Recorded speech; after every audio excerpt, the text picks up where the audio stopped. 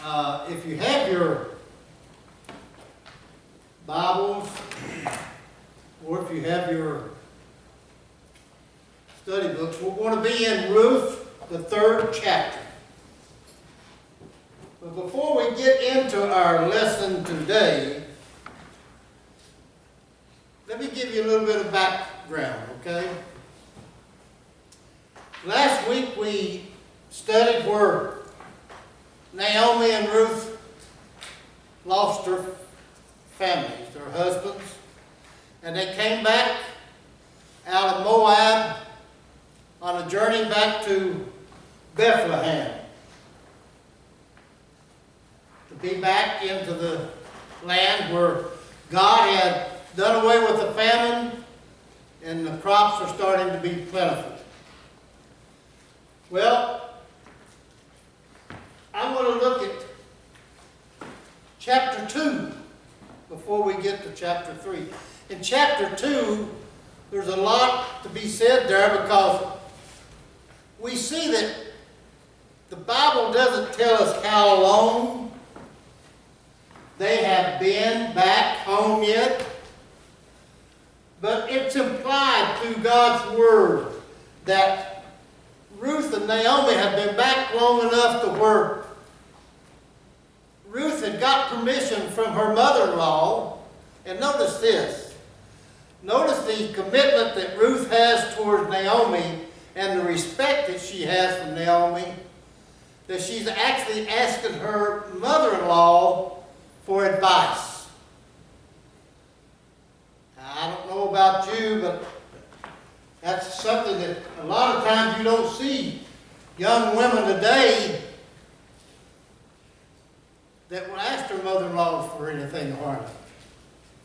But anyway, Ruth respects Naomi. Now, there's several things I want to point out here. We have no timeline, but we do know that the customs at this time in history, that they took quite a while, a lot of time for mourning, women did. And also men, when they had deaths in the families. The mourning is just like us today. Everybody has a different time for mourning when it comes to a loss in the family.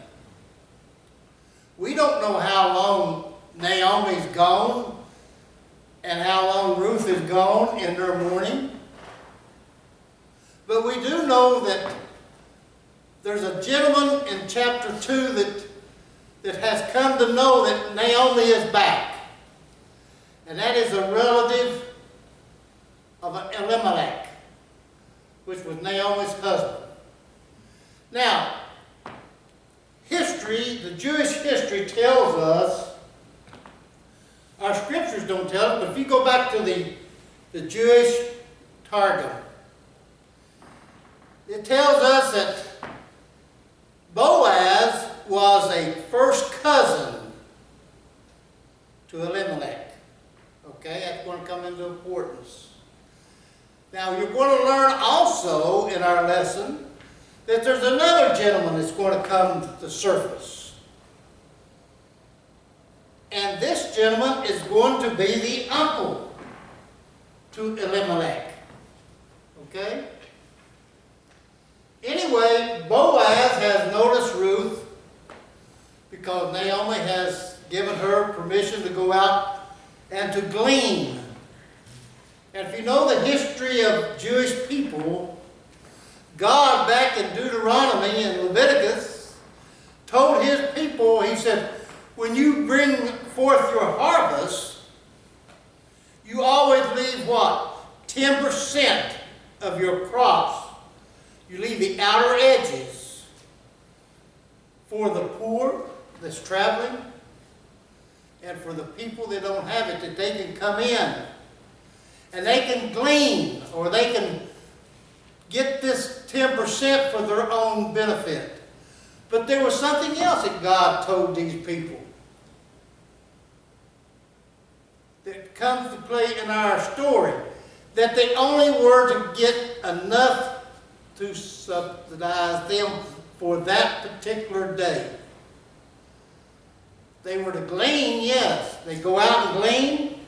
They would go behind the harvesters, and they would pick up the barley or the wheat or the corn for what they needed for that day. That same principle goes clear back to Exodus. When God gave them in the wilderness, He gave them what? Manna to eat, didn't He? And He gave them quail for meat. But what did He tell them? You only get for what you need for the day. You don't get any more than that. So Boaz now knows that Naomi's back. He knows that she's a relative. And he has, it's implied in our story, that he also knows who Ruth is. He knows she's a Moabite. He knows that she has been with Ruth, that she is very committed to Ruth, and she obeys Ruth.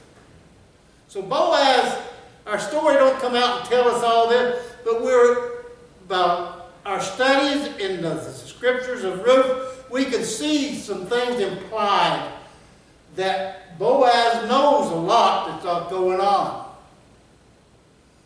And that's why in the 2nd chapter, Boaz tells his people to help her, to give her a little bit of edge. Then we come to the 3rd chapter in our lesson today. The 3rd chapter is a covenant to marriage. You know, back in the time of Christ, and even before Christ, traditions of marriage and courtship had a different meaning altogether than what it does today. If you were, during the time that we're studying, a young man and woman, when they became involved with each other through their dating and through their commitment to each other, they were considered under the Jewish law the same as being married. Go back to look at Mary and Joseph. Well, the point I want to make here is this. In our story today, Naomi realizes that the mourning period has to come to an end, doesn't she? Notice, Naomi had never interfered with Ruth yet, but she realizes that it's time for Ruth to hang up her mourning clothes and get out her, as I call it, courting clothes. Look for a husband. So we're going to look at the covenant to marry. Now, let's look at some of the traditions. I want to bring out several traditions that some of them are played in the United States due to our different varsities of our different nationalities. But in Australia, you remember back in the 17th, 18th century, we practiced where a man would get down on one knee to propose to a young lady. Well, that's a custom even carried out today in Australia. It really is. Well, a lot of times in Asia and over in Israel and these places, marriages are made by parents deciding whether or not who their children are going to marry. India is one of those places. In other words, they have no say in who they're going to marry. That's something that's preconceived by the parents. But I want to bring in a little thing today that when I was studying, that I think fits into our story. And it's called the blanket ceremony. How many have ever heard of the blanket ceremony? Well, our native Indians, years and years ago, it was a custom that when a young girl wanted to marry a brave, she would wrap herself in a blanket. She would go and she would stand in front of his teepee. And if the man consented to her, he would go out, she would open the blanket, and she would wrap the blanket around the both of them. That was their engagement. Well, I thought that was interesting because we're going to see a little something in our story today that sort of represents that blanket or that protection. That blanket to the Indian meant when she wrapped that blanket around them that they were coming together as one in relationship. Well, we're going to look at a story today that shows kindness. God blesses those who show integrity in their relationships. Oh, how true that is. You know, we today, and it's a statistic that bothers me more than anything. Right now, in the United States, statistically speaking, out of 5 marriages, 3 of those marriages will end within the first 5 years of their relationship. No commitment whatsoever involved. It's just like you or I going to a shoe store, trying on a pair of shoes. We go home, we wear them for a while, we don't like them, we just throw them away. That's how our society today looks upon marriage and commitment when it comes to that type of relationship. But we know one thing, God will bless those who show the integrity in their relationship. How have we seen this in our society? We see the negative respects of it all the time, don't we? We even see today that we've got to the point that's entirely different from the time that our story is today, where we see, and I'm ashamed of this, I see it even in my own families. We see where couples don't even think about marriage. They just go ahead and set up house, have children out of wedlock, because they have no commitment whatsoever. This is what we see today in our society. We have no integrity hardly today. Today we're going back and we're going to look at a prelude of a wedding. We're going to see a courtship take place. How it plays out in the end. And the traditions of the time that we're going to be studying. We will see how the actions of everyone involved, all of them, demonstrates integrity. And let me say this. I am not one to agree with a lot of commentaries today. And I want to make this point right up front. I believe that the whole story about Ruth and Naomi and Boaz is strictly from a spiritual standpoint.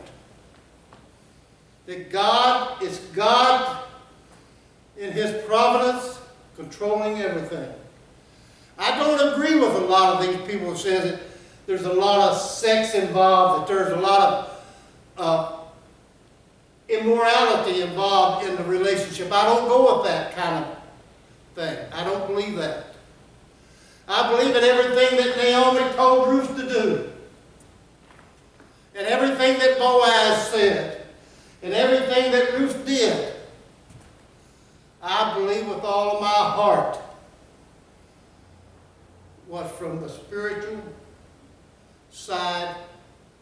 relationship for God. I think Naomi had her thing. Yes, what some of the things they did, it was a sense of saying, well, they went to the edge of the cliff, in other words. Yes, if it had gone wrong, there would have been something better. But keep in mind, God is the one that's leading this whole thing. And I believe that with all of my heart. So we see then the background of this story. As we said earlier, after Naomi and them gets back, then we see that Naomi has told Ruth. Implies it now. It's time to quit mourning. It's time for us to make plans for your life. Like any good mother-in-law or mother for her daughter. She realizes that security is not going to come from her. That Ruth needs security through who? Through a husband. Someone that can take care of her. Because Naomi's not going to be able to do that. Because Naomi's getting up of age. The Torah says that at a particular time of our story today, that Boaz was around 80 years old. And Ruth was around 40. Twice as old as she was. This is the Jewish history that we study. Well, just imagine, if Ruth is 40 years old, then Naomi has to be somewhere around the same age of Boaz, won't she? So she sees she's getting up in the age where Ruth needs to have somebody that can secure her security, to take care of her. And we pick up in lesson verse 1 of Ruth 3:1, where Ruth says this. One day, now we don't know what day that was, but we do know that it's the day that Naomi realizes that it's time for her to get out her courting clothes now, as I call it, and put away her mourning clothes. She said one day, mother-in-law Naomi said to her, "My daughter, I must find a home for you." This is not saying, Naomi's not saying this to Ruth because she wants to get rid of Ruth, because she no longer loves her. But Naomi is saying this because she is so committed to her and to trying to help her find security in her life. I must find a home for you where you will be well provided for. Naomi is not as some may think, is trying to put Ruth out as one that chases after men. She's not doing that. Naomi realizes that in her family and in the Jewish history, there's what they call a kinsman redeemer. If you go back to Deuteronomy and Leviticus, you will see where this comes in play. The kinsman's redeemer that Naomi is replying here to in this one verse is that I must find you a home is through one of her relatives. Now notice in verse 2 we said that Boaz, she's been gleaning for Boaz in his fields. So Ruth knows, and Naomi both know, that Boaz is a relative or a kinsman Redeemer. But at this point in our story, there's something that they have forgotten. There's another kinsman redeemer also. Now Boaz, she says in verse 2, now Boaz, with those women that you have been working with, talking about in verse 2, Naomi has said here, now Ruth, the man that you've been gleaning for, the women that you've been working along with to glean, these maidens is out there also gleaning. Boaz is a relative of ours. Well, by this time, Ruth knows what a kinsman redeemer is. So she tells Ruth, Naomi does, tonight, he will be winnowing barley on the threshing floor. If you go back and you look at the history of the harvesting, these threshing floors were always outside. They were away from the cities. Now remember, they're from Bethlehem,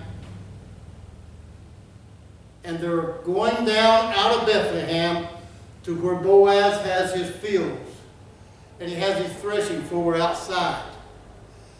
Naomi tells Ruth, tonight is the night that he's going to be harvesting. The night's when he's going to be there on that, separating the seed from the husk, winnowing, thrashing the barley and throwing it in the air and letting the wind take away the husk and letting the seed fall. She's going to be down there. So we got to make plans now, Ruth. We got to get you a husband. We got to get you security. And I believe it's all done through concern, respect, and loyalty from both women. Then Naomi says to Ruth, Ruth, my daughter, put on some perfume. She's getting ready now to go courting. Put on some perfume. Get her dressed up. Get the best clothes you got. Get your church-going clothes. Get dressed. It's time to forget about your late husband. It's time now to prepare your life for the future. Then I want you to go down to the threshing floor. Now Naomi tells Ruth. But listen, Ruth, don't let him know you are there until he has finished eating and drinking. After the harvest, Naomi knows the custom. She knows after all the threshing and everything that the owner will eat, he will drink, and normally she knows that they will actually stay on the threshing floor for two reasons. One, to protect their harvest, and the two, it is easier for them to rest there than it is to go back to Bethlehem and then come back the next day. So she tells her, don't let him know that you're coming. Just wait till he's through eating. After he's through his drinking. And then he says in verse 4, when he lies down, when he gets ready to go rest for the night, when he lies down, note the very place where he lies. Then go. Now listen to this. You know, I said earlier about the blanket, about the Indian custom. Here's what made me think about that. Then she tells, it says, then go uncover Boaz's feet. You know, it was custom back then that men and women alike wore their cloaks. They wore cloaks, outer cloaks. It was actually, some of them would be almost ground length. And they used those for several reasons. One would be at night that they could actually cover up to get warmth from them. Then go and uncover his feet, Naomi tells Ruth. I want you to go when he's asleep, and you know he's asleep. Just take and roll back that part of his cloak and lie down. Now, I want to say something right here. I believe that there's some things that was customs at that time that we don't see that's mentioned in our scriptures. But we do know this, that we're seeing a different courtship portrayed here than a virgin girl. Okay? Now, we're looking at a courtship that takes place from a woman that's already been married. It's just like that there's two different types of courtships. But anyway, Naomi knows that Ruth is to go down to get his attention. So she tells him to roll back that part that covers his feet. We're not told whether or not that is some kind of tradition or custom, but it does play something interesting. It represents something. So she does what Naomi tells her to do. She waits till he lies down, and she lies down with him. Then he says in verse 5,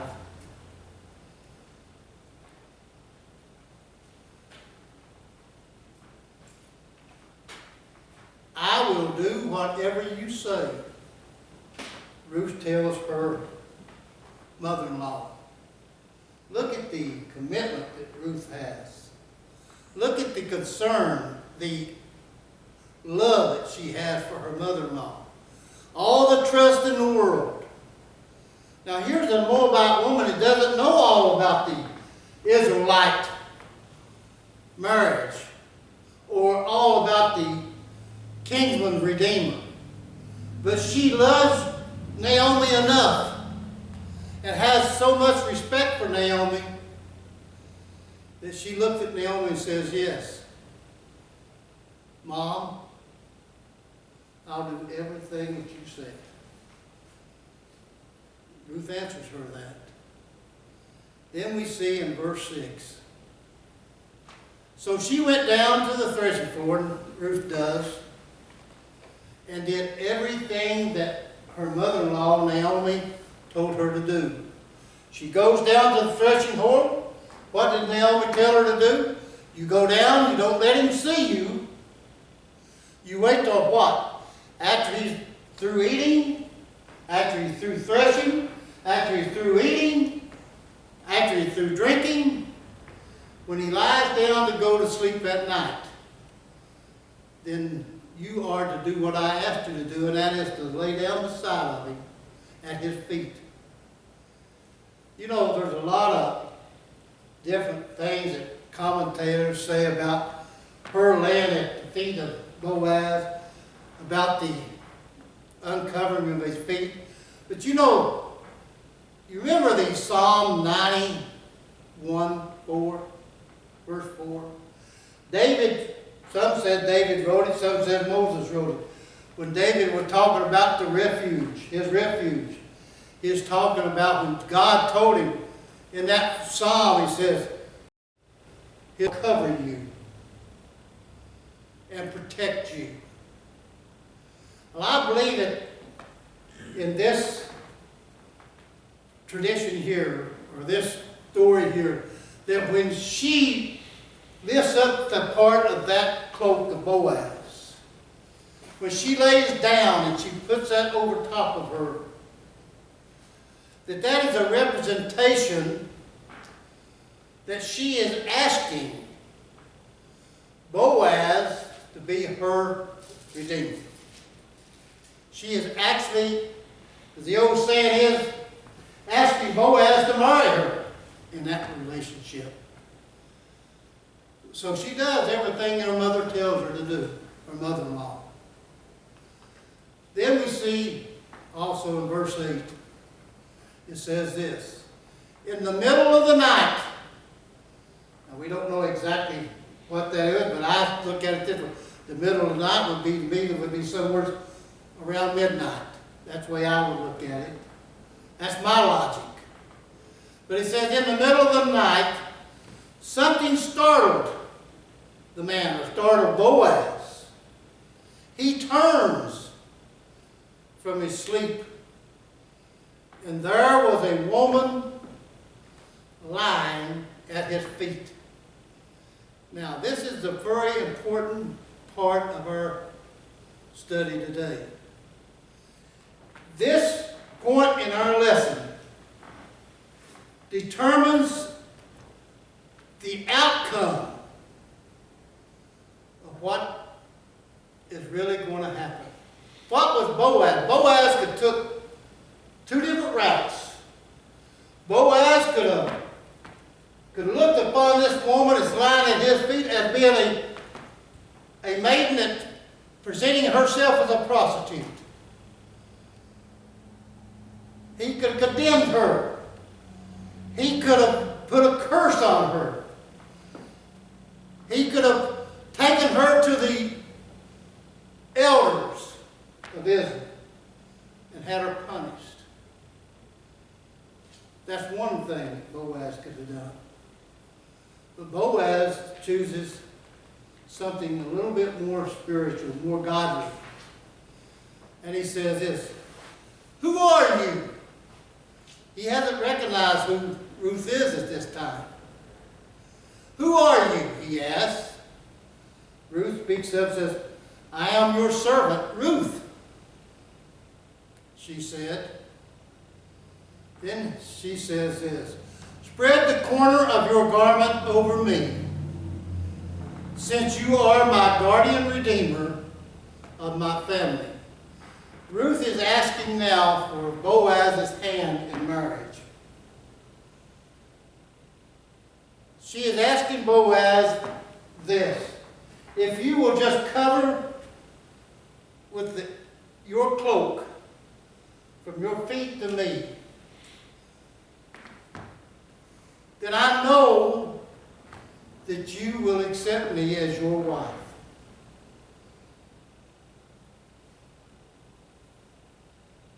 And since you are my redeemer, I ask that you will marry me for that reason.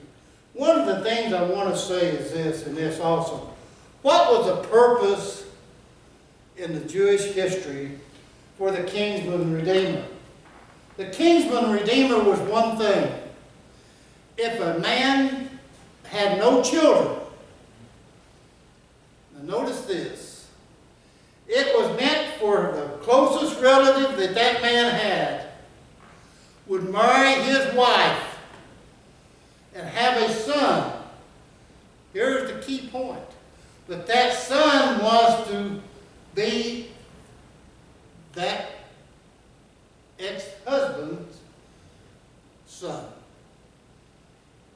He was to carry the name of the Emelite, her husband from Naomi's son. This was one of the things that God set up so that the genealogy of the Israelite people would go on. Then we see then in verse 10, the Lord bless you. Now this is Boaz telling Ruth. The Lord bless you, my daughter. He replied. This is the attitude he's taken. He didn't take the negative attitude. He's taking the positive attitude. He's looking at the good part of her. He already knows what Ruth has done for Naomi. He knows her heart. He knows that everything she has done has been for Ruth and the family.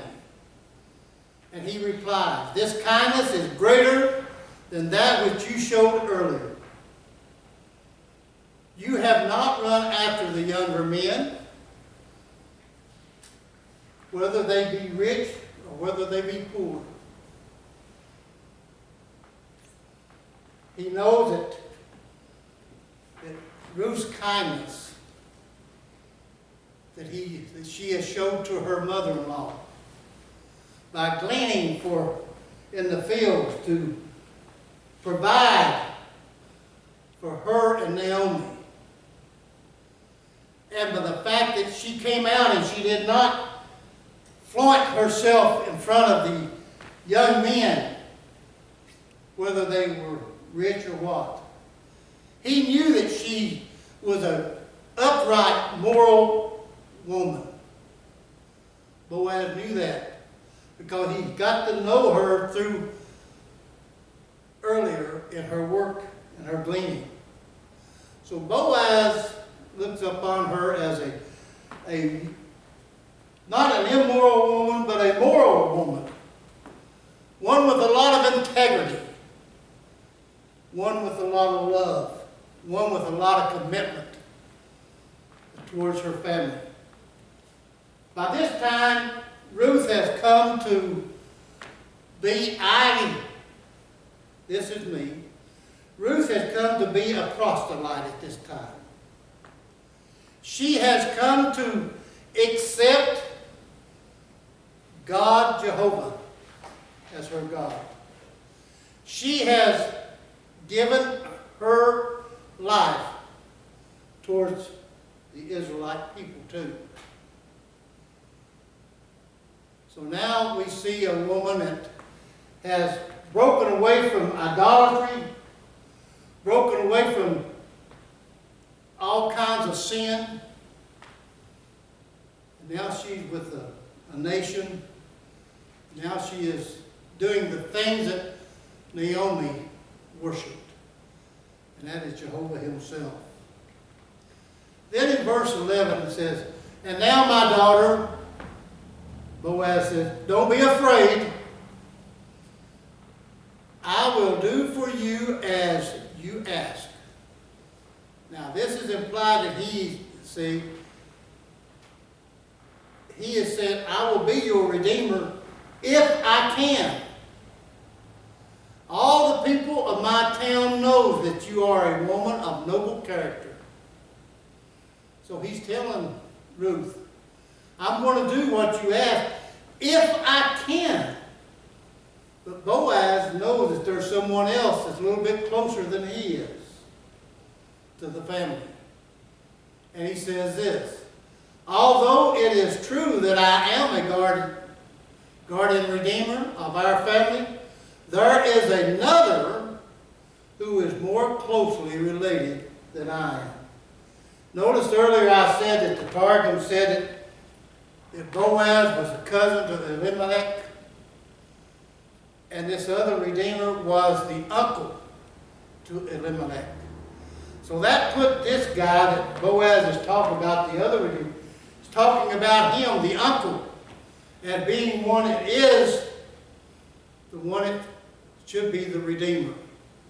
But he says here, he's letting Ruth know, "I am also a redeemer of the family, but I have to offer it first to the one that's closer." Then he also said, "Bring me your shawl." You know, you ladies know what a shawl is. Some of them got small shawls, some of them are big shawls. But back then the shawls were real big because it covered like a blanket to them at times. It kept them warm. But Boaz says to her, "Bring me your shawl that you are wearing and hold it out." When she did so, he poured into it 6 measures of barley and placed the bundle on her. Then he and she both, is implied, went back to Bethlehem. If you look up these 6 measures of barley, you will find different measurements. But most scholars and everybody believe that the 6 measures was equivalent to a bushel of our wheat today. So here's a young lady that's carrying from the threshing floor in her shawl about a bushel of this corn back to her family. So he goes back to Bethlehem also. I believe here, and this is just me, I believe that the reason he's going back to Bethlehem is for 2 reasons. Number 1, that to be company to her on the road because it's dark and because it's dangerous. And second, to make sure that he offers protection for her. So he goes back along with her. When Ruth, in verse 16, when Ruth came to her mother-in-law, Naomi, asked her, "How did it go, my daughter?" Oh, now, this is common to us today. Now, we can relate to this. We want to know all the gossip. We want to know exactly what happened down there on that threshing floor. "How did it go, my daughter?" Then she told her everything that Boaz had done for her. It's implied here that she's told Naomi all about the other Redeemer that Boaz has talked about, that there's someone else, but he's also willing, if that Redeemer doesn't take the place for her, that he is willing. Also, she tells about how he showed her kindness, showed her respect. You know, Boaz could have, as we said earlier, could have took two roads of avenues here. He could have actually treated Ruth as a prostitute if he'd have wanted to, but he didn't. He knew the heart of that woman. He knew that she wasn't there to present herself like a normal prostitute. He knew that. And again, I think that's God's providence in the making also. Then we see in verse 17, and he added, "He gave me these 6 measures, or this bushel of barley, saying, don't go back to your mother-in-law empty-handed." Again, it shows that not even Boaz is concerned about their wealth and health of their family, but he wants Ruth also to know that he's concerned for the family also. And he wants Naomi to know this also, that no matter what takes place, that he is still there to give assistance in any way he can to this family. And then we wind up with this last verse. Then Naomi said to Ruth, and here's the thing, and even in our lives today, wait. That is an awful big word. Sometimes we get impatient though, don't we? But Naomi tells Ruth, "Now, daughter, it's time for you to sit back and just wait until you find out what happens." In other words, what is going to happen? Well, Boaz has got to do 2 things, doesn't he? Boaz has got to go to the elders, doesn't he? He's got to present his case as Redeemer, but he's got to also go to the uncle of Elimelech and confront him, let him know that he is the true Redeemer, and let him make up his mind before Boaz can do anything else.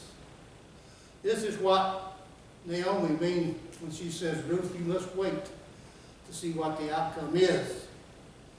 For the man will not rest." In other words, Boaz will not rest, because Naomi knows the kind of man that Boaz is. She knows he's an upright, godly man, God-fearing man. He will not rest until the matter is settled. Not tomorrow, not next week, until it is settled today. Just wait, and we will get the answer from him. Next week we will finish up her story. We will see the outcome, how commitment, love, and respect, if we wait for the right time, God will answer our prayers favorably. Thank you so much.